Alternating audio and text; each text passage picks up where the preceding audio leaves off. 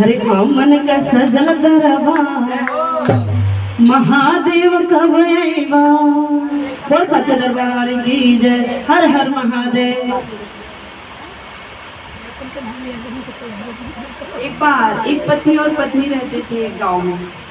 पत्नी बड़ी सर्वश्रेष्ठ थी और भगवान के कामों में, भगवान के कार्य में और अच्छे बुद्धि विवेक से थी। उसमें बड़ा मन लगता था और सत्य मार्ग पे चलने वाली थी। तो उसके पति जो थे कि क्या करते थे, रोज मार पीट, चोरी करना, जेल जाना, मार खाना, यही उनका कारोबार था। लेकिन पत्नी बड़ी सौभाग्य अच्छी थी और सत्य असत्य में क्या है कैसा है उस पर विशेष ध्यान देने वाली थी। तो एक दिन अपने पति को समझा रही, बोली कि देखिए आप जो ये कार्य करते हो, रोज जाते हो, मार खाते हो, लूटपाट का कार्य करते हो, जेल जाते हो, मार खाते हो, तुम्हारा और हमारा उपहार कभी ऊपर है ना चाची।